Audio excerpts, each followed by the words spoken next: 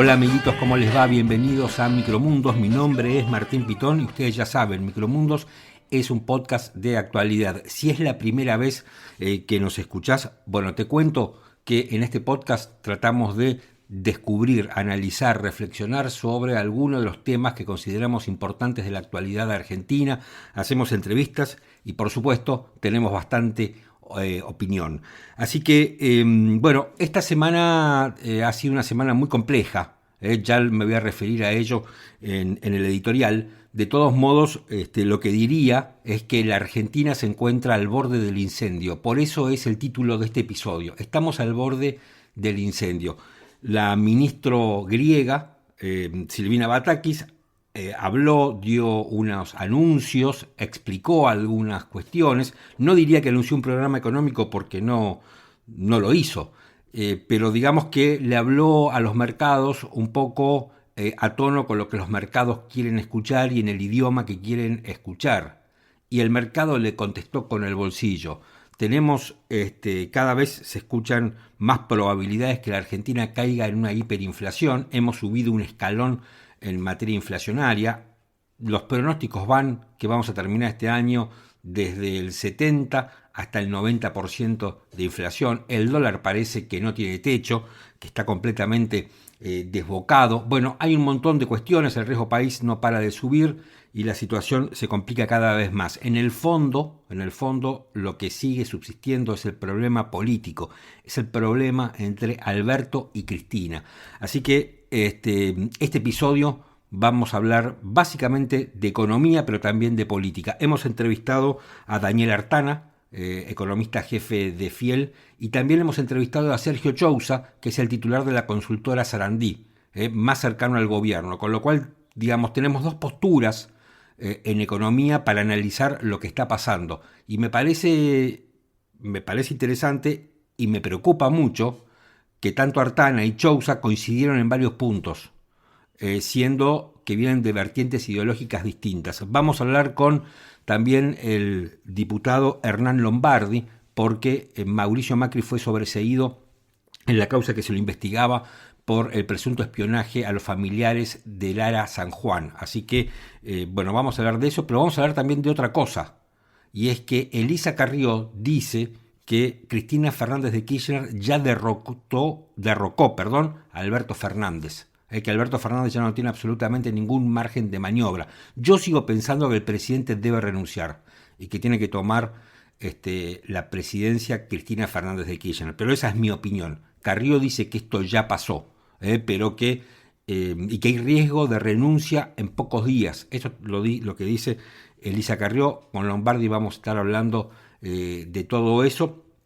Y también tuve la oportunidad de charlar un rato con Andy Judd, mi amigo periodista que vive en Washington, sobre la guerra de Ucrania, la campaña de Donald Trump, que ya se ha lanzado, y Donald Trump parece que está siguiendo el vertiginoso camino de su primera campaña, que lo depositó en la Casa Blanca, pero también en pocos días va a estar allí el presidente Alberto Fernández entrevistándose con Joe Biden. Vamos a ver qué podemos esperar de esa visita de Alberto Fernández con Joe Biden. Todo esto en este episodio de Micromundos.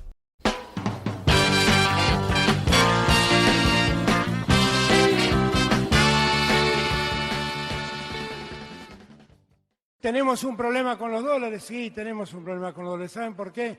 Porque crecemos mucho y necesitamos dólares para poder importar insumos. Y es tanto lo que crecemos que aunque tenemos récord de exportación, no nos alcanzan los dólares por la cantidad de insumos que tenemos que importar para seguir produciendo.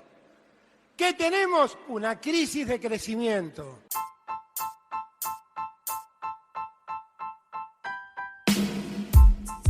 Lo que acabas de escuchar lo dijo Alberto Fernández el 30 de junio de este año, hace poco más de 15 días. No quiero pensar cómo estamos creciendo, porque la fiebre de dólares que tenemos y los problemas que tenemos con la cotización del dólar, Blue, tarjeta, Netflix, qué sé yo, no sé, todos los dólares que hay, que en definitiva todos esos desdoblamientos tienen que ver con la escasez de dólares. ¿Cómo debe estar creciendo la Argentina? Otra que a tasas chinas. Debemos estar creciendo de una forma, somos un tren de crecimiento, somos el ejemplo del mundo de crecimiento, si fuera cierto lo que dice Alberto Fernández. Pero lo que dice Alberto Fernández no es cierto. La verdad es que no es cierto lo que dice el presidente. La Argentina hoy está al borde del incendio, está al borde de una crisis tremenda, está al borde, algunos dicen que de una hiperinflación, está al borde de ver cada vez cómo nuestros ingresos se pulverizan, está al borde de tener escasez de un montón de productos, está al borde del incendio. Y el presidente parece que vive, ¿no?, en esas torres de marfil, alejado del mundo. Su ministra de Economía, Silvina Batakis, está en una situación que es increíble. Asumió hace 12 días y se la tragó el gobierno, se la engulló el gobierno. En solo 12 días da la impresión que Batakis se ha convertido en jirones. No es responsabilidad de Batakis, seguramente. No es responsabilidad de ella. No tiene que ver con su calidad como economista, porque ni siquiera lo ha podido demostrar. Incluso se esforzó, creo yo, por hacer un discurso que por lo menos, ¿no?, un discurso modesto, módico, pero que un poco agradar a los mercados, a los economistas, pero ha sido pulverizada. Y quien mejor para mí ha descrito esta situación y cómo está Batakis hoy es Claudio Jacquelin en La Nación, que tiene en 2 párrafos, hace una descripción exacta y ajustadísima a la realidad de la siguiente manera: en apenas 2 semanas, la gestión de Silvina Batakis aparece afectada por la dolencia que padece todo nuevo funcionario de Alberto Fernández. Un acelerado debilitamiento y envejecimiento prematuro. Nada personal, solo funcional. Batakis llegó hace 12 días a ministra de Economía sola y por descarte, impulsada por el presidente, aceptada por la vicepresidenta y tolerada por Sergio Massa. No era mucho para la dura realidad que debía afrontar, pero no era poco para las horas y los días previos que se habían vivido hasta que ella emergió como síntesis en los conflictos y conflictuada organización política que tenía al país en vilo y al borde del precipicio. La imagen que hoy le devuelve la realidad no es mejor, sino bastante peor que el día de su arribo. Se ve más sola que cuando llegó. Y ahí quedó Batakis. Esa es la descripción, para mí, realmente acertada de la ministra de Economía, que no tiene un plan, que no ha ensayado un plan, que tiene una serie de anuncios y medidas que son parches, pero nada más. Y que la inflación sigue en aumento, que fue del 5,1 y algunos dicen que en julio va a ser del 7. Que el viernes 15, el dólar blue para la compra cerró a 2.90 y para la venta cerró a 2.95. Y nadie podría pensar que sería descabellado que la semana que viene esté en 300 o vaya a saber cuánto. Que no hay reservas en el Banco Central y que no sabemos qué pasa en la política. Lo cierto es que hoy el presidente no sirve como respaldo para ninguna gestión de ningún tipo, y mucho menos económica. O sea, el presidente Alberto Fernández no le da la densidad política que cualquier administración requiere, y mucho más una administración que está en crisis.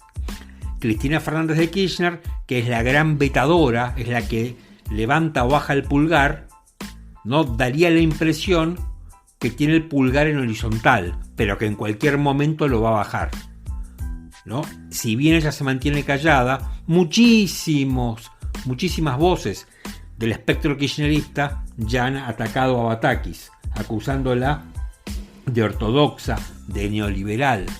La Argentina está al borde del incendio. Hoy la Argentina está al borde del incendio. Y si bien da la impresión que por los medios la espuma política ha bajado un poco, me parece que lo que estamos viendo en las calles, lo que estamos viendo permanentemente, es que la conflictividad ha crecido y las variables económicas todavía se han deteriorado más. Eso es lo que está pasando. ¿Qué margen tenemos?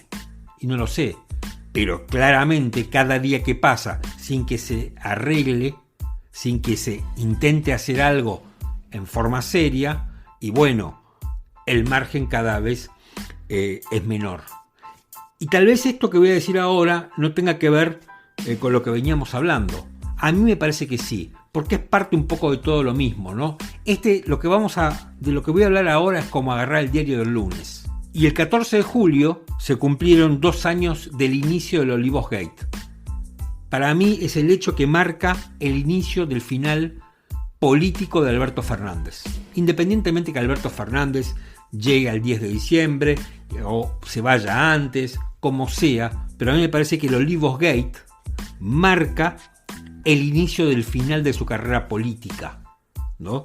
Alberto Fernández, a partir de la aparición de la foto del festejo de cumpleaños de su mujer en la quinta presidencial de Olivos, cuando todos estábamos encerrados en nuestras casas, cuando el presidente con el dedo, en forma admonitoria, nos ordenaba que nos quedáramos adentro, él festejaba junto con su mujer el cumpleaños de la primera dama. Y me parece a mí que ahí se cortó algo con la sociedad. Se cortó algo entre el presidente y la sociedad. Ya no se le creyó más. A partir de ahí, junto con el vacunatorio Gate. Pero esto fue peor. El Olivos Gate es peor que el vacunatorio Gate. Porque el Olivos Gate son fotos de un festejo. Mientras un montón de gente no podía despedir a sus muertos por las estrictas medidas de la cuarentena, el presidente festejaba con su mujer el cumpleaños de ella en la quinta presidencial de Olivos. Y creo que lo que vino después fue peor todavía, cuando el presidente, en un acto, empezó a explicar lo que había sucedido. Escuchá. El 14 de julio, día del cumpleaños de mi querida Fabiola, Fabiola convocó una reunión con sus amigos y a un brindis, que no debió haberse hecho. Que definitivamente me doy cuenta que no debió haberse hecho. Y que lamento que haya ocurrido. Claramente lo lamento.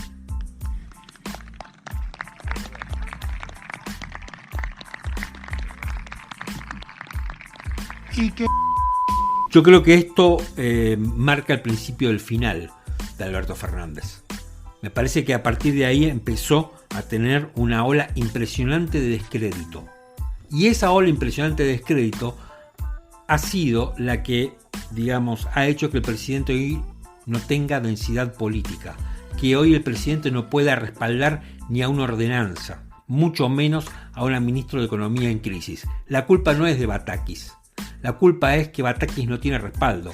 Ni siquiera podemos estar en contra de las medidas de Batakis porque no hay medidas. En este contexto no hay medidas, no hay programa, no hay nada.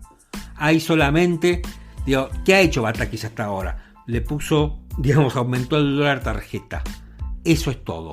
No hay mucho más.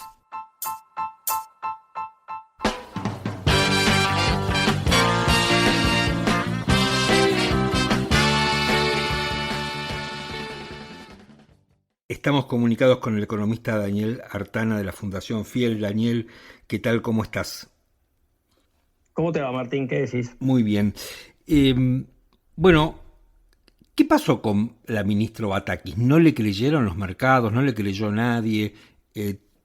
Porque daba la impresión que en esos anuncios, que no fueron medidas, pero que por lo menos fueron anuncios, dio algunas pautas que se podría decir estaban en línea con lo que se dice que piensa el mercado, incluso muchos economistas. Es más, desde las propias filas del kirchnerismo se la acusó de ortodoxa. ¿Qué es lo que pasó? ¿Por qué estamos ahora como estamos? Bueno, yo creo primero que el que tiene una gran crisis de credibilidad es el gobierno, ¿no?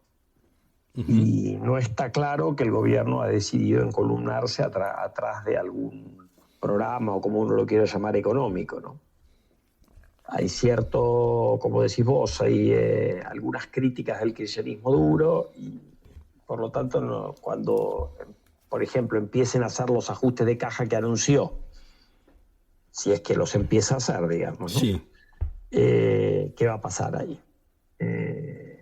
Porque hay de lo que anunció, que no es mucho, pero hay dos cosas que son bastante complejas para el kirchnerismo. Una, un ajuste de caja, que por más que sea un ajuste de caja, no es lo que hay que hacer, no es una reforma estructural del Estado, pero va en contra de lo que ha dicho históricamente el kirchnerismo duro.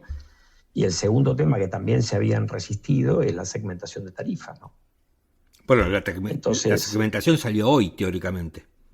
Bueno, en teoría salió hoy, por eso hay que ver si van avanzando en ese sentido. Yo creo que estamos en una situación de una credibilidad tan baja en el gobierno que es ver para creer. Lo que les pasa es que, por ejemplo, la segmentación también es muy pequeña en relación al gasto que vos tenés en energía. Sí, claro, porque en realidad como se corrió la inflación y la devaluación, había que haber corrido los aumentos de tarifas más generales. Pero yo creo que la expectativa que tiene el gobierno, bueno, primero, pero si no se hace la segmentación es peor, porque en realidad para los que queden alcanzados por la quita de subsidios, ahí sí, si el tipo de cambio se devaluó más y por lo tanto el costo de la energía es más alto, la tarifa será más alta que la que hubiera sido si hubieran hecho este cálculo hace 2 meses atrás, ponele.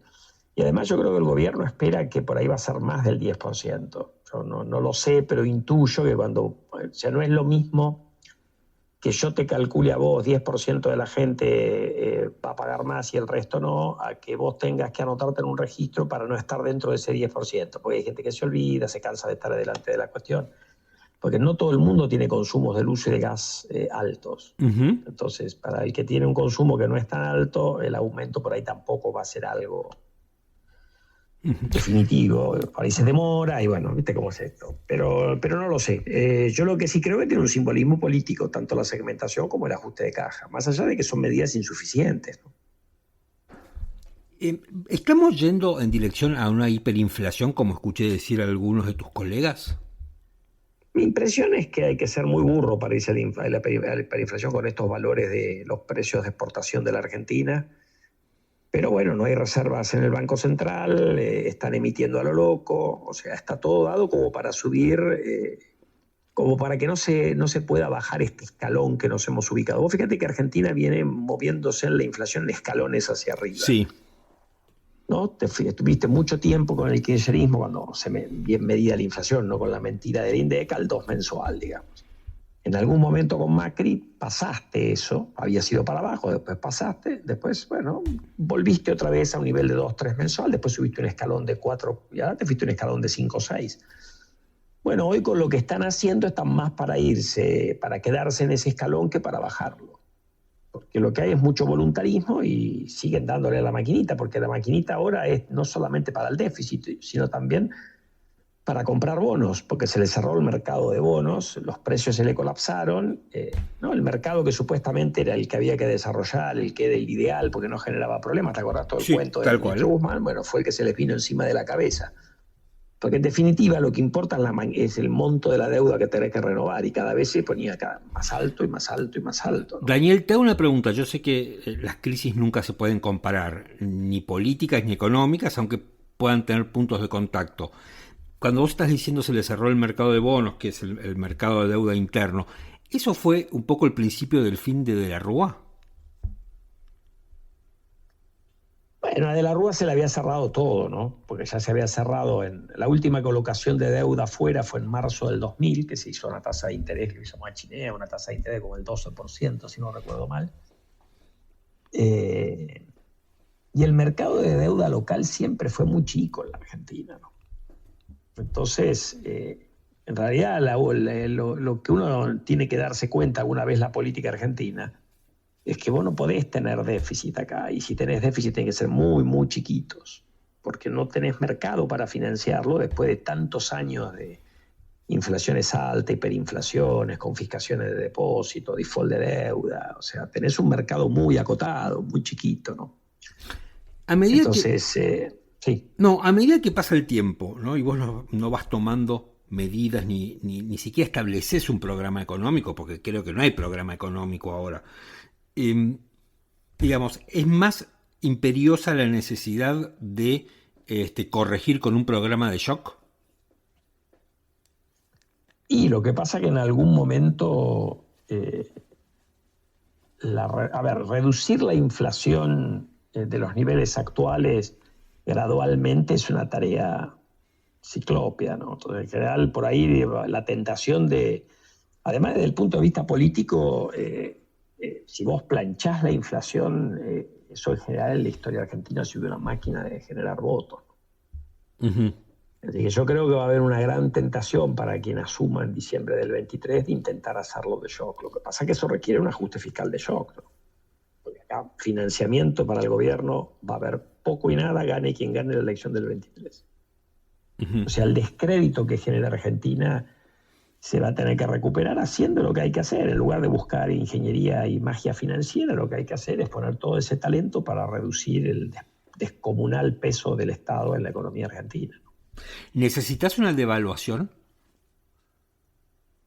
Bueno, en realidad lo que vas a ir es a un esquema en algún momento, no sé si inmediatamente, esto dependerá un poco de a quién le toque pilotear esto, pero va a ser un esquema de tipo de cambio único, porque esto de tener un tipo de cambio múltiple, primero es extremadamente costoso y segundo, también te desalienta inversiones, porque la gente no está acostumbrada a invertir en países que tienen no sé cuántos tipos de cambio.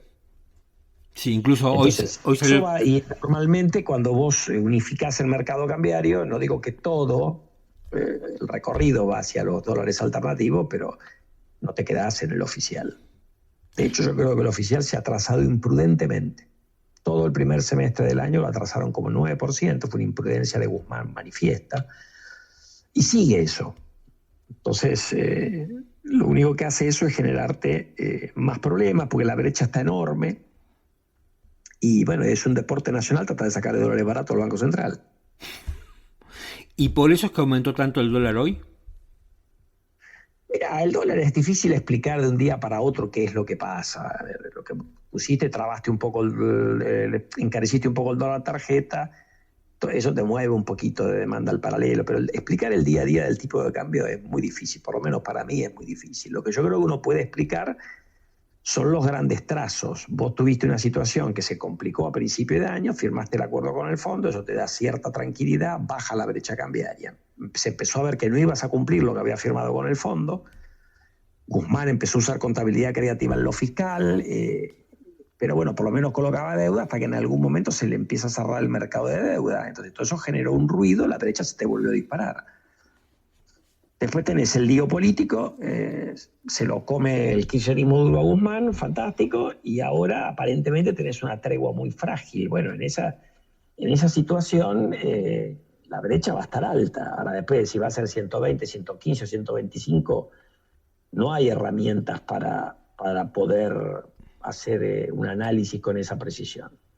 Lo que sí está claro es que cuando emitís un montón, eso te pega a la larga o a la corta en la brecha. Hubo un momento que hubo un divorcio, que fue el momento ahí cuando generó esa confianza inicial el programa con el fondo, pero duró poco. Cuando se vio que, primero, el acuerdo con el fondo es relativamente light, pero además de eso no lo estamos cumpliendo. Bueno, pero el fondo ha dicho que lo cumplimos. Bueno, ha dicho que lo cumplimos porque le aceptaron un trimestre de la contabilidad creativa y porque le reprogramaron las metas, pero vos pensás que, a ver, este acuerdo se firmó por febrero, ¿no es cierto? El primer trimestre no lo cumplimos y ahí no había mucho efecto de la invasión de Rusia a Ucrania, los precios de la energía. No lo cumplimos porque el gobierno le cuesta ordenar las cuentas. Y ese es un poco el test que tiene que sortear Batakis, aunque sea un ajuste de caja así medio primitivo, digamos. ¿Batakis en su pensamiento es muy distinta a Martín Guzmán? ¿En qué sentido? No, porque, a ver, la explicación que se da de la salida de Guzmán, más allá de los problemas personales que pueda haber, es que, digamos, a Martín Guzmán prácticamente el kirchnerismo lo acusaba de ser un ortodoxo tremendo y bueno, pero eso es una gran pavada. Está bien, yo estoy de acuerdo. Pero yo digo, una cosa es lo que dicen, ya, si se creen las pavadas que dicen, Estamos peor todavía, ¿no? Pero por ejemplo, eso es una gran pavada. Guzmán nunca fue un tipo ortodoxo. Guzmán, al contrario, es un tipo que se vanagloria de ser heterodoxo. Y vos tenés varias dimensiones para mirar esto. A ver, porque vamos a poner una cosa. El énfasis que Guzmán ponía en lo fiscal, más allá que después no paraba ya el colectivo en materia de gasto, es una cosa de sentido común que te lo va a decir el 99,9% de los economistas del planeta en una circunstancia como la que tiene Argentina. Los únicos que tienen una visión distinta son algunos tipos cercanos al kirchnerismo duro. O sea, no es que... A ver, todo el mundo entiende que en una situación de pandemia tenías que tener más déficit fiscal. Todo el mundo entiende que si tenés un receso, tiene alguna lógica que tengas déficit fiscal. Pero hoy no tenés más receso, según el desempleo ha vuelto... O sea, vos ya recuperaste. ¿Cuál es la lógica hoy de hacer política fiscal expansiva? Ninguna, es lo que explicó Batakis el otro día. En eso es una cuestión de, yo no te diría, es sentido común. Después, Guzmán es tremendamente heterodoxo, control de cambio, intervención en controles de precios. En la micro le prorrogaron 50 años el régimen de Tierra del Fuego. Escúchame, no para ni al colectivo. Esa es la verdad. Ni en materia de gasto, ni en materia de distorsiones sectoriales, digamos. Daniel, y Bataki también es muy controladora. Lo ha dicho en su primera declaración, en el reportaje que le hace Bonelli, es el tema del dólar turismo. Sí, claro. El problema de la Argentina no pasa por controlar el dólar turismo, pasa por entender por qué tenés la brecha cambiaria que tenés. Y ahí empezás a armar el rompecabezas. La sensación, te saco de la parte técnica, ¿no? La sensación que uno tiene en la calle es que todo se acelera, ¿no? Parece como que entras en un vértigo y donde, no sé, yo ya hablaba con un amigo mío que tiene una empresa y me decía, yo tengo materia prima para producir 10 días más. Después no tengo precio, no me venden, no compro, nada, adelanto vacaciones, hago mantenimiento. El riesgo que hay acá es que te vayas a dar un receso, Martín. Claro, lo de siempre. ¿Cómo termina esto? ¿Podés seguir así subiendo de escalones la inflación como estábamos hablando hace un momento? Que el dólar siga trepando. Digo, ¿hay alguna resolución de esto? ¿Por las buenas o por las malas? Te lo pregunto. Bueno, a ver, hay un riesgo porque vos tenés el camino hasta diciembre del 23 es muy largo, ¿no? Por eso mismo. Ese es el problema. Y no tienen reserva, porque en el segundo mandato de Cristina hacían macanas parecidas. Primero, devaluaron en enero del 14, lo cual les dio un espacio. Como no hicieron nada en lo fiscal, se lo comieron rápido, pero te da un espacio, porque vos licuás los pesos, ¿me entendés? Es horrible lo que estoy diciendo, pero eso es lo que hicieron. Y después tenían muchas reservas en el Banco Central comparado con lo que hay hoy. Entonces rifaron reservas loco. El último año rifó como 10.000 palos, Cristina. En realidad con su equipo económico. Hoy no tenés esa plata. Entonces la situación es mucho más delicada. Y además en aquel momento tenías, antes de la devaluación Fabregat-Kicillof, tenías 2% mensual de inflación, digamos, hoy tenés 5 o 6. No es lo mismo meter un saltito cambiario partiendo de 5 o 6 que de 2 o 3. Entonces está todo mucho más acotado y además tenés un gobierno que tiene una situación política también muy distinta de la de aquel momento, en términos de fuerza política. Entonces está todo mucho más frágil. Ahora, por el otro lado, lo que tenés es la perspectiva de que en el año 23 va a asumir un gobierno por ahí más proclive a ordenar lo fiscal, por lo menos por lo que dicen los principales referentes. Después veremos, ¿no? Porque también Macri hablaba del principal problema del déficit fiscal y estuvo 2 años que no hizo nada en materia fiscal. Exactamente. La inacción fiscal, como la llamo yo. De aquel momento, claro, porque una cosa es, discutábamos si el ajuste es gradual o no gradual. Ahora, entre ajuste e inacción, es la nada misma la inacción, ¿no? Sí, claro, exactamente. Bueno, así no fue. Bien, Daniel. Esto tal vez te digo porque si vos buscás, debe estar todavía dando vuelta por internet. Yo me acuerdo que nosotros tuvimos una presentación un panel en la Universidad de Itela a finales del 15, que estuvimos con Miguel Kigel, Ricardo López Murphy y yo. Estas cosas no quiero decir con esto que uno acierta siempre, pero digo, los temas que tenía que encarar el gobierno de Macri se discutieron ahí, o sea, no es que no se sabía. Después, pues, no le daba la política, todo. Yo tengo un montón de cosas que puedo entender, pero que había riesgo, tenías un déficit fiscal y un déficit externo que te justificaban actuar con más energía, ¿no?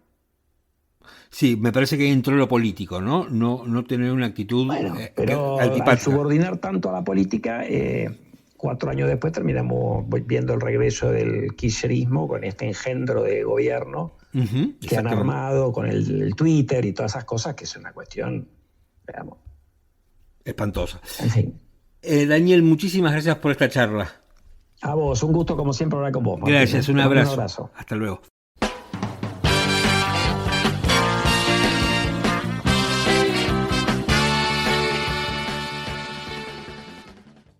Finalmente el gobierno lanzó el bendito formulario para la segmentación tarifaria, algo de lo cual se viene hablando desde la época de Cristina Fernández de Kirchner en su segundo mandato, con Julio De Vido al frente del Ministerio de Planificación Federal, ¿no? Desde esa época se viene hablando que había que hacer una segmentación tarifaria, porque, por supuesto, los subsidios, tal como los ha venido implementando el kirchnerismo, bueno, nunca terminaron de llegar a quienes verdaderamente tenían que llegar y fueron un gastadero de plata enorme. El principal problema que tenemos con las importaciones es justamente la importación de energía. Este es el problema que tenemos. Cuando Cristina habla de lluvia de importaciones, bueno, principalmente la plata, los dólares se los llevan las importaciones energéticas. Finalmente el gobierno lanzó el bendito formulario que provocó internas, renuncias. Incluso se dijo que el retraso en el lanzamiento del formulario había sido una de las razones por las cuales terminó yéndose Martín Guzmán, que ahora parece el responsable de todos los males económicos que aquejan a la Argentina. Bueno, finalmente tenemos la famosa segmentación y hace 3 semanas tuve oportunidad de hacerle un reportaje para quien a mí me parece es el mejor especialista en materia energética de Argentina, que es Daniel Herold.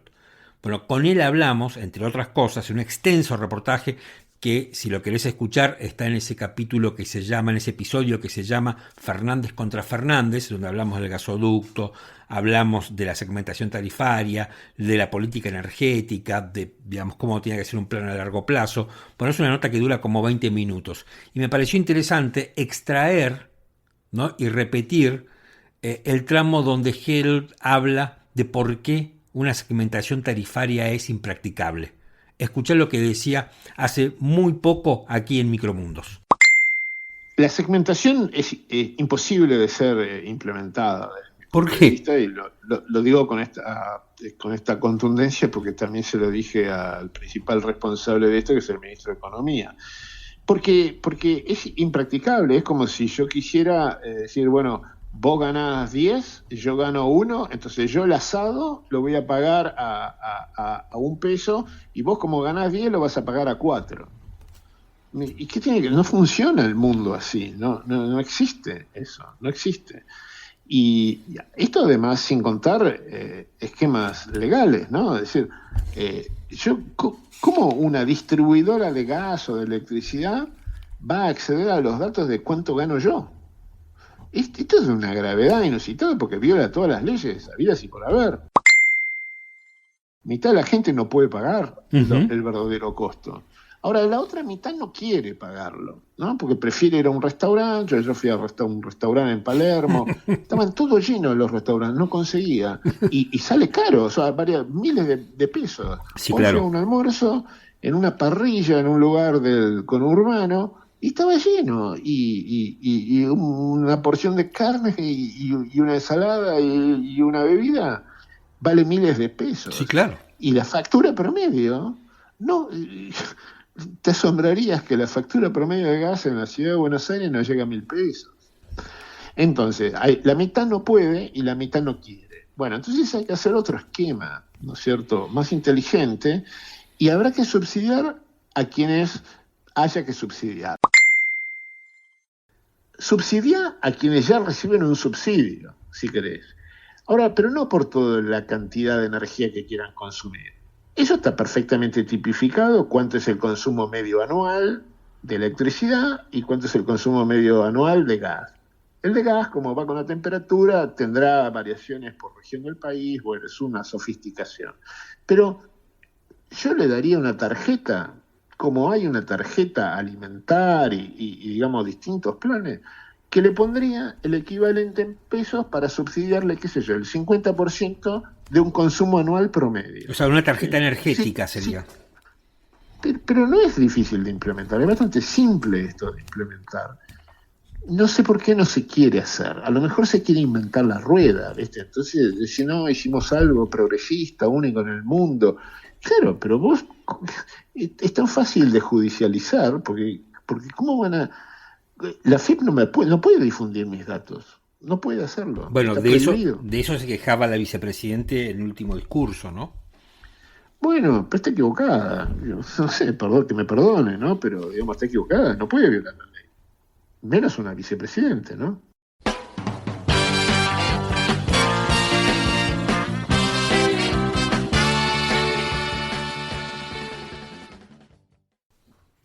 Dejamos un poco la economía de lado y nos metemos con la política. Hubo dos temas que a mí me parecen importantes. El primero, Mauricio Macri fue sobreseído en la causa que se lo investigaba por presunto espionaje a los familiares de Lara San Juan. La Cámara Federal directamente sobreseyó al expresidente y tomó para su fallo todos los argumentos que planteaba la defensa de Macri, que es que las tareas que se habían hecho no tenían que ver con un seguimiento especial a los familiares de Lara San Juan, sino que estaban relacionadas con la seguridad del presidente en sus viajes a Mar del Plata. Bueno, ese es un tema, y el otro tema que me parece importante destacar tiene que ver con declaraciones que hizo Elisa Carrió, en las que dice que Cristina Fernández de Kirchner ya derrocó a Alberto Fernández, que Alberto Fernández es un presidente que no tiene maniobra, que se quedó absolutamente vacío de poder político. Esto es lo que está planteando Elisa Carrió. Para hablar de ambos temas, tenemos preparada una entrevista. Estamos comunicados con el diputado Hernán Lombardi. Hola Hernán, soy Martín Pitón, ¿qué tal? ¿Qué tal, Martín? ¿Cómo estás? Qué gusto escucharte. Gracias por atenderme. A ver, tengo varias preguntas, pero voy a arrancar por una que me imagino que a la oposición le debe haber generado mucho alivio, que es el sobreseimiento de Mauricio Macri en la causa de la investigación por el espionaje a los familiares de Lara San Juan. Mira, a mí me parece que era una cosa que nosotros siempre previmos, porque nos parecía siempre una acusación totalmente fundada, pero siempre estuvo Mauricio sujeto a derecho, más allá de todas las barbaridades procesales que había hecho el juez original de la causa. Y bueno, la verdad, ¿viste? A veces, como decimos, la justicia tiene sus vericuetos, pero la verdad la justicia a la larga siempre termina actuando, y bueno, sucedió lo que tenía que ser, era un invento y una fantasía. A ver, te hago un poco de abogado del diablo de dos caras. Dale. El diablo está bien parado, el diablo. Quien lo había procesado al expresidente fue Alejo Ramos Padilla, si mal no recuerdo. Sí, claro. Que muchos los indican como casi un militante del kirchnerismo. Y quienes absuelven son 3 camaristas que se dice que están vinculados con el expresidente. Bueno, pero no te olvides que también estuvo la instrucción por parte de todo el juez Baba, bueno, todo lo que uno conoce. En los aspectos procesales, me refiero, acordate que en un momento le impedían salir del país y todas unas cuestiones, es decir, o lo citaban en Dolores un día antes, todas cuestiones así que llamémoslo de un maltrato procesal. Pero la cuestión es que a la larga siempre se va construyendo un camino que es el camino de la verdad. Y nosotros vivimos una república con división de poderes. Y nosotros tenemos que apostar, obviamente, a mejorar no solo el Ejecutivo, que mirá cómo está el Ejecutivo, sino también el Ejecutivo y el Servicio de Justicia. Pero esta es la república que tenemos y tenemos que trabajar para mejorar esta república. La política tiene que actuar, siempre digo yo, sobre el análisis concreto de una situación concreta. No es el análisis teórico de un mundo idílico. Sobre esto es cómo tenemos que mejorar la vida de los argentinos, no sobre algo que nosotros soñamos. ¿Para vos esto era un lofer? como dice habitualmente No, el yo oficialismo. nunca creí en la teoría del lawfare, así que si no creo en la teoría del lawfare aplicada a Cristina Fernández, tampoco la aplico a Mauricio Macri. Pero La tenía teoría del muchas lawfare connotaciones. presupone un universo conspirativo de intereses políticos coordinado con la corporación judicial, como la llaman ellos, y la corporación mediática, que presupondría que hay cerebros que manipulan todo, no sé, probablemente en el luz lugular del imperio. Todo eso es una soncera, todo eso no existe. Lo que existe son delitos o presunción de delitos y jueces que actúan en consecuencia. Es decir, esta idea de la conspiración internacional contra Correa o contra eso, no participo de esa idea. Por tanto, no participo de esa idea cuando la miran para un lado y tampoco cuando lo miran para el otro. Está bien, sí. Digamos, este sobreseimiento tiene algún impacto político importante dentro de lo que es Juntos por el Cambio en cuanto están dirimiendo candidaturas, haciendo análisis de fuerzas y todo, y digamos, lo que tiene que ver con la Martín, vida, con la vida interna de un partido. Que lo cual Mauricio, lo que trabajamos muy cerca de Mauricio, estamos siempre agradecidos y también orgullosos que Juntos por el Cambio, en los momentos donde te sembraban de calumnias y te sembraban de mentiras y te ponían operativos para calumniar, Juntos por el Cambio se mostró unido en la solidaridad con Mauricio. Así que la verdad que sí, no es para nosotros algo novedoso, siempre pensamos lo mismo. Y no solo nosotros, sino junto del conjunto de Juntos por el Cambio. Es difícil ser de la oposición en estos momentos, en estos momentos que está atravesando la Argentina y el gobierno. Es una excelente pregunta, Martín. Es de una enorme responsabilidad. Una enorme responsabilidad porque la gente está muy mal, cansada, golpeada, destruida, no ve un futuro. Entonces la gente, hay mucha gente, no quiero decir, cuando uno dice la gente, sí, claro, se atribuye una representatividad que la sociología no sabe qué es la gente. Hay grupos humanos que piensan que el término de este gobierno está agotado y que todo lo que tienen que hacer es más destrucción. Y nosotros creemos en que es cierto que el presidente no tiene que cambiar urgentemente el esquema de poder para poner un plan antiinflacionario sobre la mesa, pero lo mejor siempre es que se respeten los tiempos institucionales. Entonces a veces terminas discutiendo con una parte de gente que con mucha honestidad intelectual y muy sufriente dicen esto tiene que terminar ya. Y nosotros pensamos, mira, antes que nada las instituciones de la República. Yo lo que pensaba también, y te hacía esta pregunta sobre si es muy difícil ser opositor en estos momentos, porque, a ver, por un lado ustedes tienen un rol institucional, la gente los votó para que cumplieran un papel, digamos, en este marco institucional de la Argentina, que es oponerse, digamos. Pero por otro lado uno ve un gobierno tan frágil que yo me imagino que ustedes se deben preguntar, bueno, ¿hasta dónde nos oponemos? ¿Hasta dónde llega una oposición constructiva y después que no nos acusen de profundizar el problema? Bueno, ahí está el punto, primero. Entonces, digamos, pongámoslo como un decálogo. Primer punto, evitar que el gobierno de Alberto y Cristina Fernández siga generando destrucción, es decir, mitigar el daño que están causando. ¿Esto qué significa? Que en la Cámara de Diputados y en la Cámara de Senadores no dejarles pasar, por ejemplo, ningún proyecto que aumente impuestos, ni que cree estructuras nuevas, ni que todo lo disparate que uno escucha habitualmente y que razonablemente también gracias al voto de la gente del año pasado tenemos una Cámara de Diputados equilibrada, no con mayoría, pero equilibrada, con la cual hemos conseguido poner límites, qué sé yo, al Consejo de la Magistratura y no dejaremos pasar una Corte Suprema de 25 miembros, para decir algún disparate de las cosas que uno escucha o los proyectos del Ejecutivo. Sí, entonces, en primera parte del decálogo, en esto de oponerse con firmeza, es no dejar que sigan haciendo daño, no permitir que sigan haciendo daño.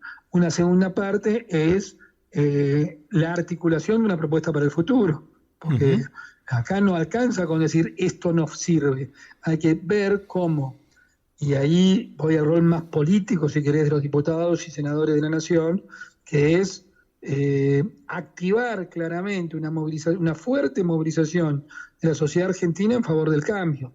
Acá no va a alcanzar con votar el cambio, va a haber que estar muy alertas y muy movilizados para garantizar el cambio. Un tercer punto es el desarrollo de programas nítidos. Ahora, acá déjame, y perdón que te interrumpa, sí. Hernán, y acá otra vez me pongo un poco en el abogado del diablo. A mí me da más miedo ustedes como en el rol de oficialistas, de gobierno, digamos, que de oposición. Y yo tengo una duda, que es la siguiente. Si ustedes realmente a ver, yo entiendo que ustedes están en un momento, digamos, de cualquier agrupación política que a mucha gente le genera un poco de incomodidad, pero a mí me parece muy sano, que están dirimiendo fuerzas. A ver quién va a ser los candidatos, están discutiendo, a veces esas discusiones son muy tensas y hasta crueles, pero digo, es parte de la vida sana democrática de un partido político, de una agrupación, llámale como quieras. Eso no es lo preocupante. El tema es, y mi duda, y te lo digo con toda la mejor buena fe, es si realmente aprendieron de los errores de la presidencia de Macri. Mira, yo creo que nosotros hemos aprendido de los aciertos y de los errores de nuestra presidencia, la presidencia de Mauricio, por supuesto. Y te diría, yo creo que no hay, y esto muestra también una fuerza muy madura, con un conductor muy maduro como es Mauricio, no hay en la democracia argentina, por lo menos el 83 a la fecha, una fuerza que haya hecho una reflexión tan profunda como la que hizo el PRO y la que hizo Juntos por el Cambio.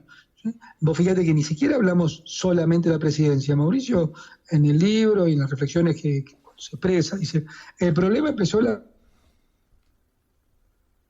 campaña donde junto a Scioli, en esa campaña electoral de 2015, no se presentó con claridad los problemas de los argentinos, porque parecía que se discutía en un terreno idílico. Entonces, no esa campaña donde se llevó, no se diagnosticó la gravedad de la crisis que dejaba Cristina Fernández, entonces, y encima en una crisis que era todavía asintomática, es decir, que no empezaba a mostrar los problemas reales. Es como esas enfermedades, que la enfermedad es muy grave, pero todavía no tenés ni fiebre ni te duele la cabeza.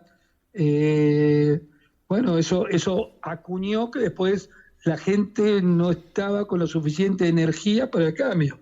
Y después, por supuesto, hay otra cuestión que siempre decimos, la vocación de explicar. Uno tiene que explicar su verdad, no creyendo que es la única, pero tiene el deber de explicar su verdad, porque eso es el debate público y ahí confrontan las ideas. ¿Dónde? En todos lados. En los medios de comunicación, en los centros de estudiantes, en los sindicatos, en la calle, en todos lugares tenés que estar dispuesto a explicar tus fundamentos y tu verdad. Y ese me parece que en algún momento, sobre todo después de las 12 toneladas de piedras, nos recluimos sobre nuestro propio gobierno y dejamos de hacerlo.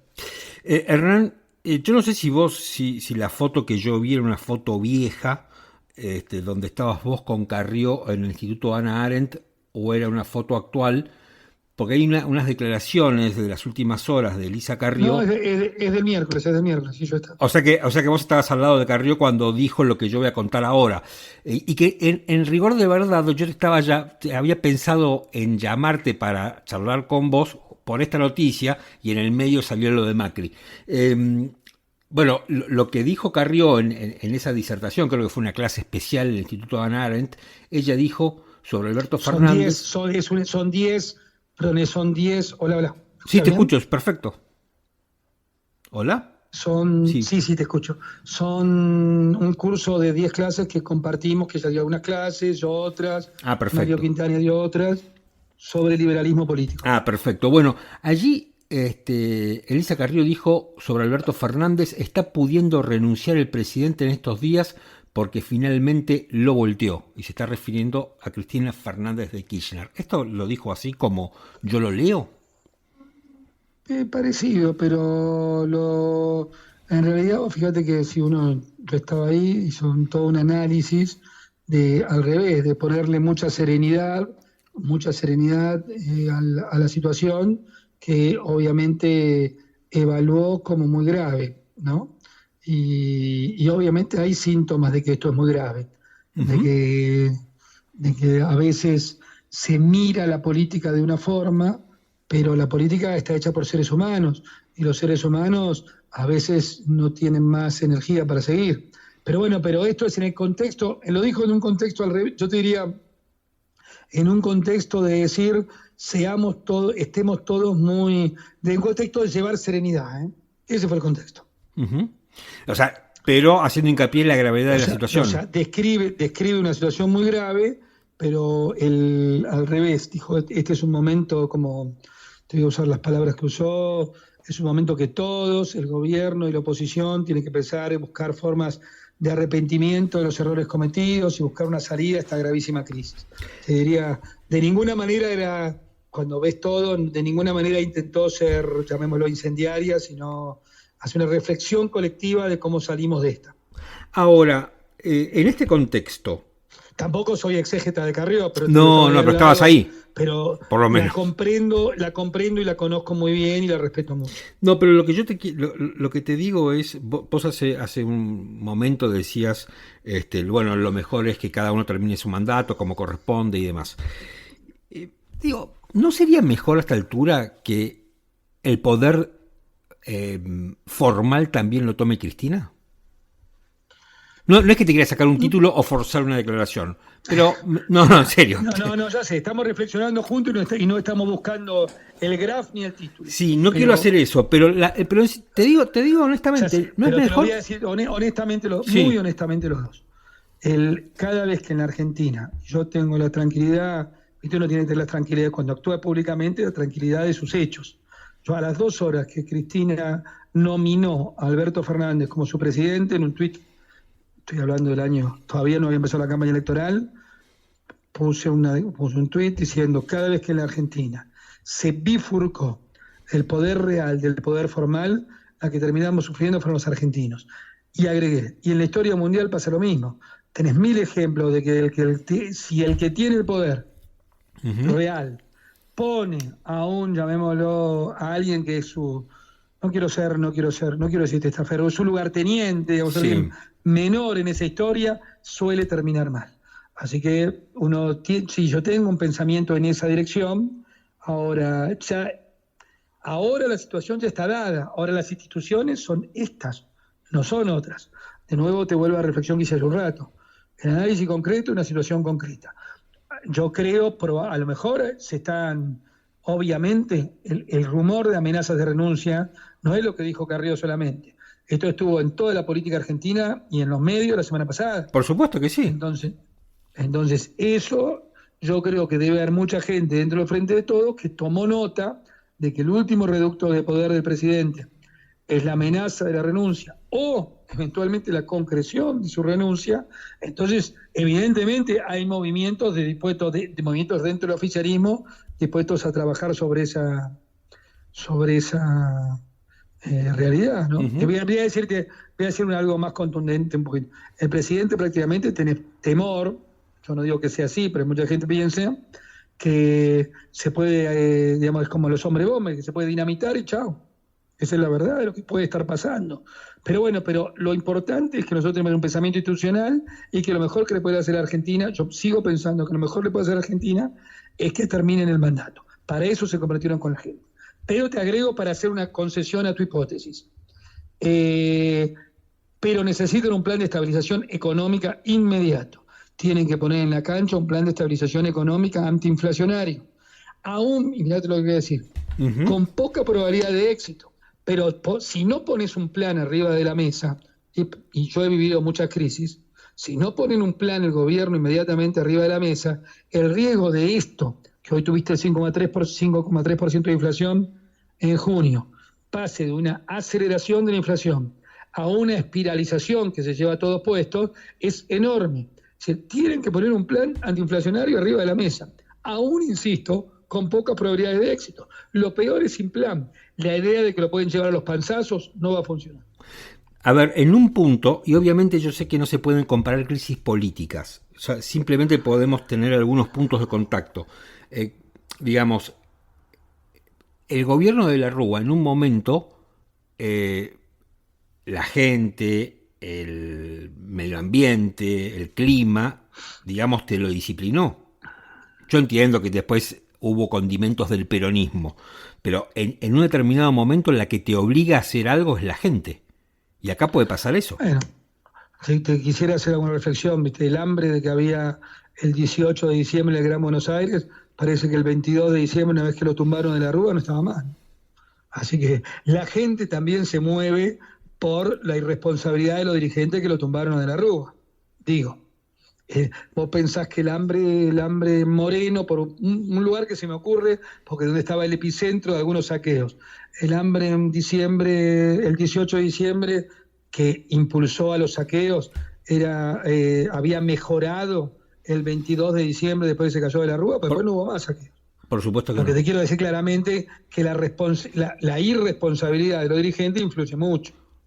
Bueno, pero ahí también tenés lo que es una crisis política, ¿no? Digo, cuando no hay densidad política o fortaleza política en un gobierno, sea de la Rúa o sea Alberto Fernández. No, por supuesto, y tenés cuando hay grupos en la oposición que quieren tumbar a un gobierno. Esta no es la situación de la Argentina. En este caso, si alguien quiere tumbar un gobierno, que no lo sé, sucede en el seno del mismo oficialismo, ¿no? Bueno, a mí me parece, es totalmente distinto. Ya que fui en varias oportunidades a lo largo de esta charla abogado del diablo, al mismo tiempo quiero ser ecuánime, y a mí Pedile honorarios al diablo. Totalmente. No, pero a mí me parece, y yo lo comenzaba el otro día con algunas personas, que la oposición está actuando con una responsabilidad impresionante. Lo digo en serio. Me parece increíble cómo está actuando la oposición en la Argentina, porque podrían estar sacando un rédito político de esto y no lo están haciendo. Sí, mira, hola, ¿me escuchás? Sí, perfecto. Sí, mira, yo estoy, sinceramente, me parece que está muy bien cómo está actuando la oposición, incluso en algunas cuestiones de estratégicas. Por ejemplo, yo fui el otro día a la marcha del 9 de julio. Uh-huh. ¿Por qué? Porque hay que estar muy cercano a la gente en este momento. ¿No? Cercano quiere decir, y a su vez me pareció muy mal que hubiera uno con una horca o una guillotina, no sé qué tenían, pero la presencia de algunos de nosotros, como estábamos, que por otra parte estuvimos siempre en la calle, sí, no, muchachos, acá venimos a decir, queremos una patria en el futuro, pobre patria lo golpeada que está, pero no nos vamos a sumar, y esto es esencialmente no violento, no nos sumemos a ningún episodio de estos raros.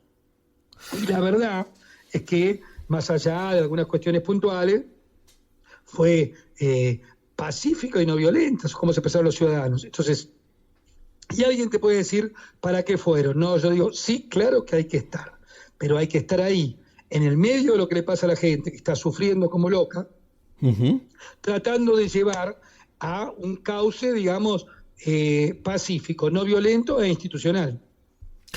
Hernán, muchísimas gracias por esta charla que tuvimos, me encantó. No, como siempre, un placer con vos charlar, Martín. Gracias, un abrazo enorme. Hasta luego.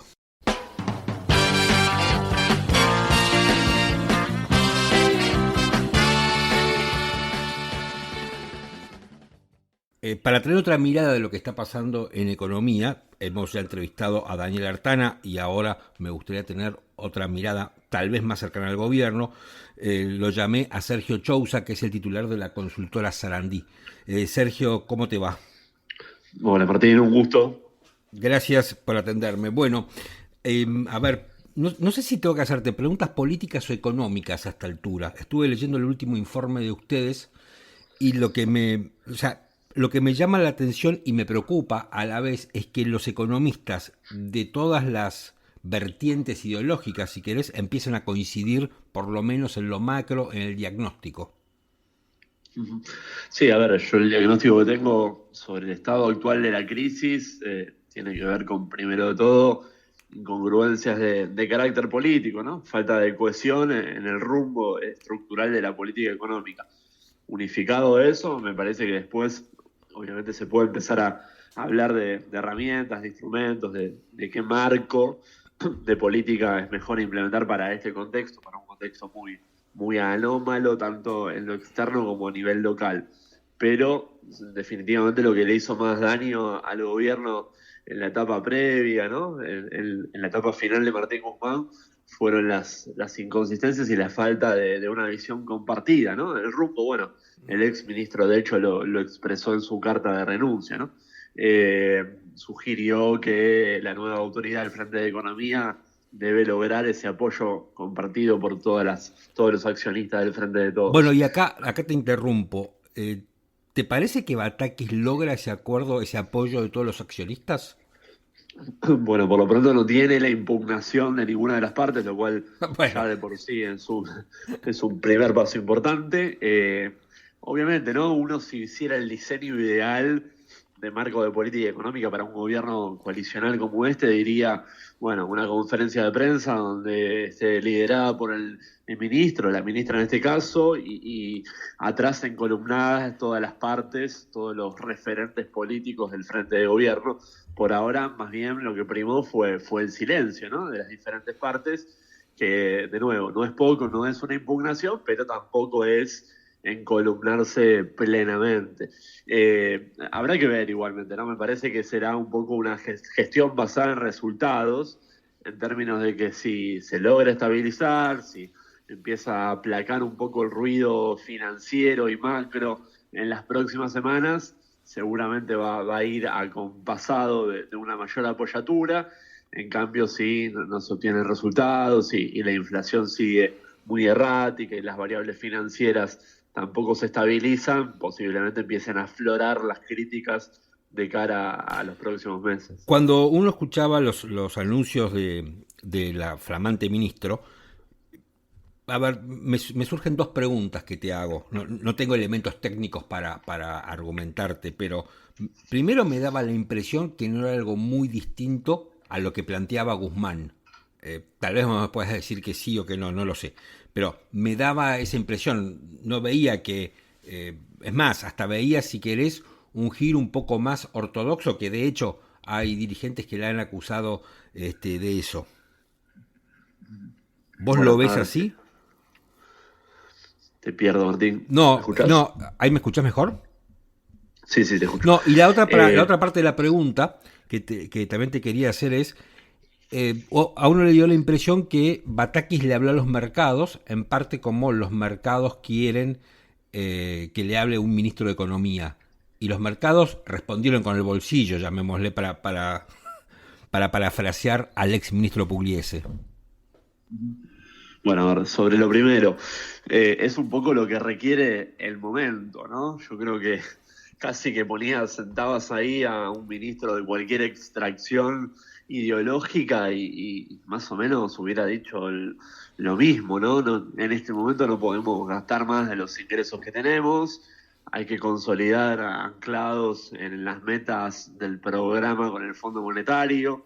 En materia fiscal eso requiere adecuar los gastos a las proyecciones de ingresos reales.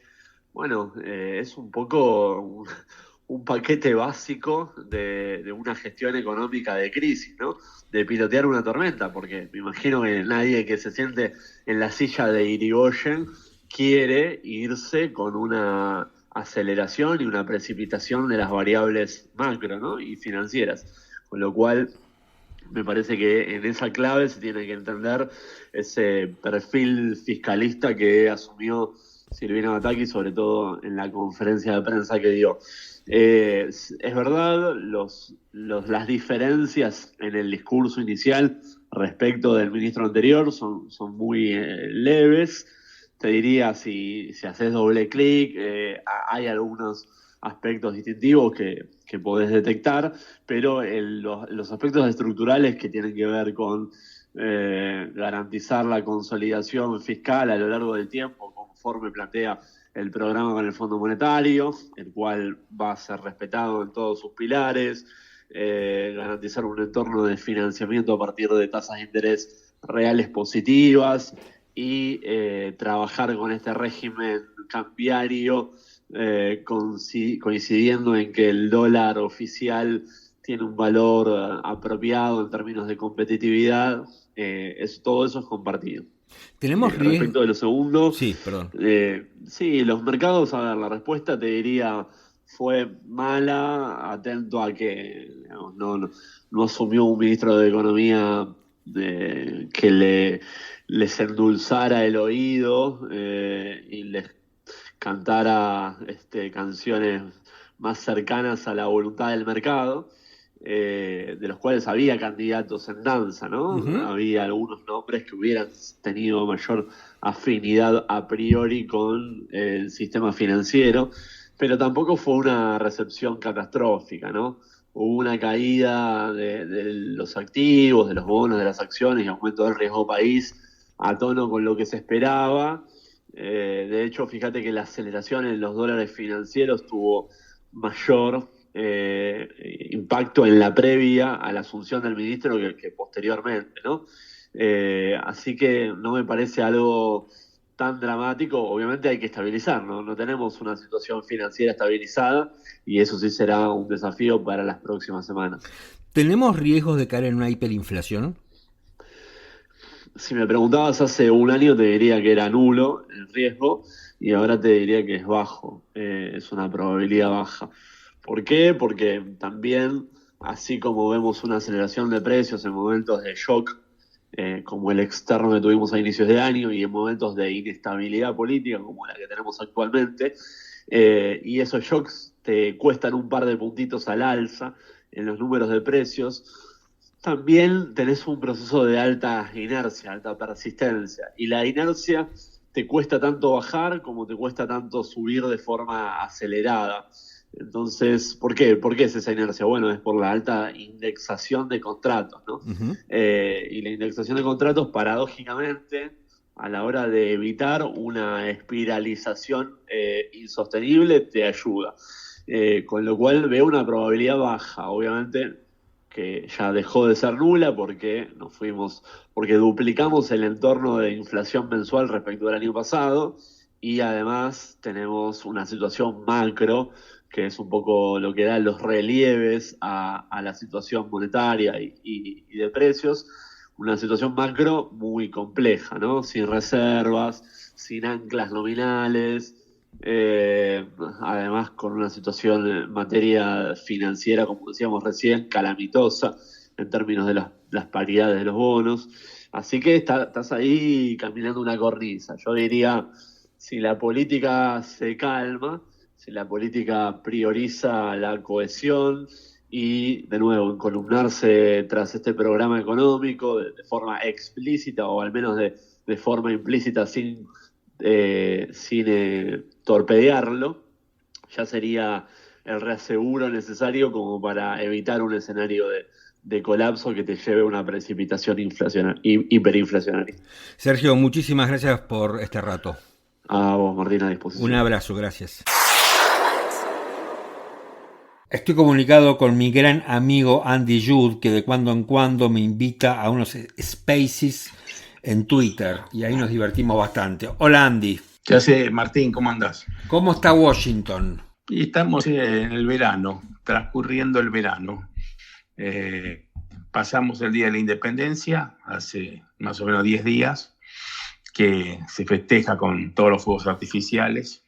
Y nada, estamos en el verano. Este día la ciudad está muy tranquila, no hay mucho movimiento. Tenemos al presidente de gira, estuvo en Israel 2-3 días y ahora creo que está en Arabia Saudita, ¿no? Uh-huh. ¿Tiene algún impacto la guerra en la vida diaria, la guerra en Ucrania? Me refiero a que todo el mundo habla y hace todo tipo de vaticinios y pronósticos y se ve tan mal, pero digo, allí, en todos los días, ¿la gente está preocupada, habla de la guerra o no le dan bolilla, está muy lejos? Para el único tema, digamos, que se usa la guerra en Estados Unidos es para dar una excusa. Te digo a la población común, no hablo de lo que están pensando dentro del Pentágono. Te digo lo que la población común recibe. Sí, claro. Es la excusa de que la inflación es por culpa de la guerra. Ajá. Biden ha dicho que todo este tema, digamos, de la guerra ha complicado la situación de precios internacionales, ha hecho subir los combustibles, ha hecho subir los alimentos. Y bueno, digamos, se justifica por el tema de la guerra, y esto por supuesto en los dos canales principales, la CNN un poco repite este mensaje y la Fox dice que no tiene nada que ver la guerra en todo esto, ¿no? Por supuesto. Parece Alberto, más o menos, ¿no?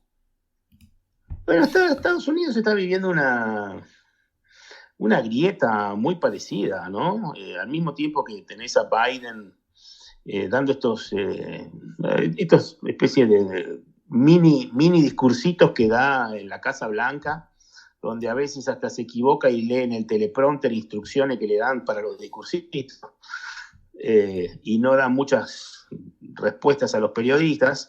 A veces discute con alguno en algún evento donde va y le gritan cosas y vuelve y contesta, y está un poco enojado también con la prensa. Sí. Al mismo tiempo que pasa eso, tenés a Trump dando vueltas por distintos estados. Estuvo en la costa oeste la semana pasada, estuvo en Las Vegas, después estuvo en Alaska, llenando estadios. Trump sigue llenando estadios, pese a que está, digamos, muy limitado en el tema de las redes sociales. Esta semana tuvo una noticia de impacto, ¿no? Pues se murió su primera esposa. Sí. Y esto generó todo un comentario, porque es la madre de sus 3 chicos más grandes, que son, bueno, muy activos en la política y han estado con él, excepto uno, Eric, o 2 sí estuvieron muy cercanos a él en lo que fue su gobierno, ¿no? Yo me acuerdo cuando fue la primera campaña de Trump, en la que consigue ser electo presidente. Me acuerdo que vos me decías, hablábamos de cuando en cuando en la radio, y vos me decías, mirá que Trump está llenando estadios, y va por el país llenando estadios. Me acuerdo que me decías eso, y ahora lo que me acabas de decir me volvió a la mente. ¿Es una campaña similar a la que está haciendo ahora, a la que hizo aquella vez? Bueno, cuando yo hace 5 años o 6 años decía que Trump estaba llenando estadios, que era mucho más masivo de lo que imaginábamos, muchos periodistas, no solo vos, todos me decían que yo estaba loco. Yo no te decía que estabas loco, pero decía, pero ¿qué le pasa? Porque yo era de esos periodistas. Sí, tengo muchos casos. De Eduardo Feynman también. Me decían, no puede ser. Hasta después dijo, me equivoqué. Pero muchos me decían, no puede ser. Trump es un personaje extraño, ¿cómo va a ganar? Imposible que gane. Digamos, no era bien vista, ¿no? No, claro que no. La figura de Trump no parecía muy atractiva. Y bueno, yo te digo que poco a poco Trump se fue posicionando, logró ser presidente, le ganó en las primarias a todos los otros candidatos republicanos. La diferencia que tenía Trump con Milley de repente es que Trump la peleó adentro del Partido Republicano, Milley la pelea por afuera, aunque tengan ideas parecidas. Porque los dos eran fuera de lo que se llama los políticos comunes, ¿no? Él venía del mundo empresario y él mismo se declaraba que no era político. No hay partido republicano en Argentina. ¿Cómo? No hay partido republicano. ¿En Estados Unidos? No, en Argentina, digo, que vos hablabas de Milei. Que vos hablabas de Milei, te estoy jodiendo. No, pues te lo comparaba como que Milei, viste, sí, también venía de lo externo, viene de lo externo, y Trump también venía de lo externo. Yo no sé cómo le va a ir a Milei en la Argentina. No, Milei es un tema... Yo sé que a vos el tema Milei te apasiona un poco, ¿no? No, pero no sé cómo le va a ir, la verdad, no sé cuánto va a ser el impacto de Milei, pero yo no puedo decir lo mismo de Milei que de Trump. No, claro que Trump la jugó distinto, porque la jugó dentro de un partido muy grande, se metió dentro de un gran transatlántico. Sí, claro. No empezó a armar su propia fuerza. Y dentro de este gran transatlántico, enorme barco que es el Partido Republicano, le empezó a ganar y a derribar a todas las figuras que tenía el Partido Republicano. Una por una, y a todas les ponía motes, ¿viste? Le ponía nombres. Claro, sí, me acuerdo.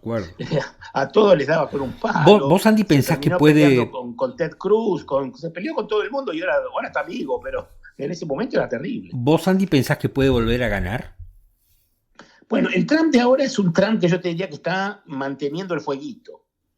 Digamos, en vez de ser el Trump, ¿viste? Que venía con toda esa explosión que veíamos hace 5 años, que, bueno, vos me comentabas que yo veía. El Trump de ahora es el que mantiene la llama porque le interesa que los republicanos ganen en las elecciones intermedias, que las vamos a tener de acá a 4 o 5 meses, el 4 de noviembre, ¿no? Algo así. Y creo que básicamente él está intentando, todavía no se ha lanzado oficialmente, pero posiblemente sea el candidato, y nuevamente tenga que pasar por un proceso de internas, aunque no hay muchos que se le quieran poner de frente porque saben que pueden llegar a perder. Se habla que solamente hay alguno que otro candidato que podría llegar a competirle, el gobernador de la Florida, ¿no? Ujú. ¿Verdad que, a ver, yo soy medio malo con los nombres, a veces me olvido los nombres, déjame, porque soy Ron DeSantis. Ron DeSantis. Ron DeSantis, así se me olvidan todos los nombres. Pero bueno, este es el único que dicen que puede llegar a competirle, pero es un candidato, digamos, bastante menor. Según me decía un periodista el otro día de una de las cadenas de Estados Unidos, la relación es más o menos 75-25, ¿no? Ujú. Es muy difícil ganarle a Trump.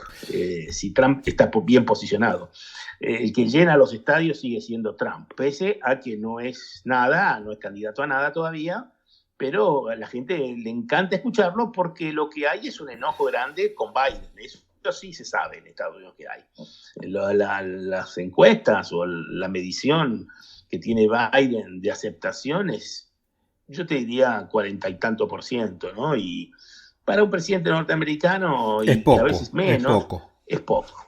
Andy, en pocos días va a estar Alberto Fernández con Silvina Batakis en Washington. Va a tener una bilateral con Biden. ¿Qué podemos esperar? ¿Vos qué esperás de eso? ¿Que pase qué? ¿Va a pasar algo? ¿Es un tema protocolar? La Argentina se va a ir a recostar con Estados Unidos? ¿Nos van a dar una mano en algo más? ¿No tenemos que esperar nada? Yo creo que es un momento delicado de la Argentina a nivel económico. Yo no sé cuánto conocen los norteamericanos, me imagino que el embajador en Argentina, que yo a veces un poco lo critico porque da vuelta por todos lados, ¿viste? Va a muchos eventos sociales, a veces aparece con gobernadores peronistas, al otro día aparece en Salta y, ¿viste? Hace un video con el cantante este famoso, ¿viste? Del Flequillo, aparece con una patineta dando vuelta en Buenos Aires, qué sé yo, se encuentra con diputados opositores. Él le está dando vuelta por todos lados. Yo entiendo que él le debe reportar, debe enviar un detalle de cómo está la economía argentina, lo complicada que está y la situación de Argentina a nivel bonos, reservas internacionales y todo eso. Entonces yo creo que posiblemente al gobierno norteamericano le llegue por adelantado un reporte sobre la situación argentina en general, y espero que la reunión no toque los temas de siempre, ¿viste? Porque los temas de siempre, cuando vos mirás la agenda de Estados Unidos y la Argentina, es colaboración en temas de derechos humanos, Sí. Antiterrorismo, bueno, qué sé yo. Bueno, todo el ese tipo de antiterrorismo cosas que estuvo son habituales. el antiterrorismo estuvo un ¿Eh? poquito afuera, digamos, ¿no? Últimamente. Sí, pero siempre está el tema de la triple frontera, que Estados Unidos lo marca y qué sé yo. Pero yo creo que esta vuelta el tema económico para Argentina es central, ¿no? Sí, claro. Y está llevando a la ministra de Economía, y yo creo que la Argentina nuevamente va a contarle a Estados Unidos que no le va bien.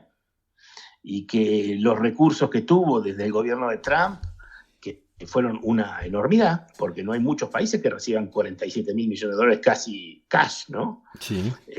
No los utilizaron muy bien, o por lo menos tuvieron que pagar mucha deuda del gobierno anterior, o tuvieron, digamos, que financiar desastres que venían del pasado, y esa plata no está, digamos, disponible ni funciona parte de las reservas argentinas, que las reservas están en negativo. Y yo creo que el gobierno argentino le va a decir, yo necesito que me sigas apoyando. Bueno, la Argentina tiene un acuerdo firmado con el FMI, yo no sé si Cristina le va a dar alguna instrucción a Alberto de pedirle a Biden que renegociemos el acuerdo. Bueno, pese a que a mí Argentina no va a pagar nada hasta el 2026, ¿no? A mí me parece que Batakis va ahí para eso. Y bueno, esa es la gran duda, a ver qué es lo que más le puede pedir la Argentina al fondo, porque si vos le pedís dinero a alguien, te dice, pagame en 4 años, y resulta que al segundo o tercer año le decís, no, mira, es imposible que te pueda pagar en 4 años. Y bueno, y de muy buena voluntad te dice, bueno, no te preocupes, ¿sabes qué? Pagame en 6 años. ¿Qué más querés que te diga? La verdad no sé, a no ser que le pidas más plata. También, Puede creo ser. que le va a pedir más plata, más pedal, más todo le va a pedir. Eso puede pasar. Yo creo que de todas formas el gobierno de Alberto es un gobierno débil. Estados Unidos hay que ver cuánto cree, digamos, que hay que darle un espaldarazo a este gobierno, o habrá que esperar un nuevo plan económico con algún otro gobierno que venga con una situación más de mediano plazo, ¿no? Ese es un tema para mí. Si los norteamericanos se plantan en ser más estratégicos, quizás le dicen a Alberto, bueno, todo bien, muy lindo, y esperan a ver qué pasa, ¿no? Andy, yo lo que creo es que leí por ahí que Biden le puede llegar a pedir a la Argentina un poco más de adhesión con respecto al tema de la guerra ruso-ucraniana. La Argentina jugó en algún aspecto, digamos, con un tema, digamos, que tiene que ver a veces con Rusia, y después cambió del eje y ahora está en contra de la guerra. Así que bueno, habrá que ver. Me parece que le va a exigir adhesión, ¿no? Sí, totalmente. Andy, gracias por esta charla. No, te mando un saludo. Igualmente. Si me preguntás cómo sigue la guerra, yo te cuento que el Pentágono solía dar una charla todos los días y últimamente está dando muy poco. Ah, bueno. Muy poco. Y creo que me da la sensación que hay un tema de cierto impas. A ver, ¿qué va a pasar? Porque, digamos, yo creo que lo van a presionar para mí al presidente ucraniano a intentar negociar, ¿no? Y sí, me parece de alguna que sí. manera, porque esto se está poniendo ya demasiado complicado, ¿no? Andy, gracias. Te mando un abrazo enorme. Abrazo, saludos. Estamos llegando al final de este episodio. Muchas gracias por escucharnos. Ya saben, estamos en las principales plataformas de podcast como Spotify, Google y Apple. Así que en cualquiera de ellas y en otras más nos pueden escuchar, nos pueden seguir, nos pueden dar un like, nos pueden recomendar. A mí me pueden seguir en las redes sociales. En Twitter estoy como @martinpitón y en Instagram estoy como @pitonmartin, ambas veces con /T. Muchas gracias por estar. La semana que viene seguiremos analizando la realidad argentina, que es muy, pero muy árida y muy dura. Gracias, nos reencontramos pronto.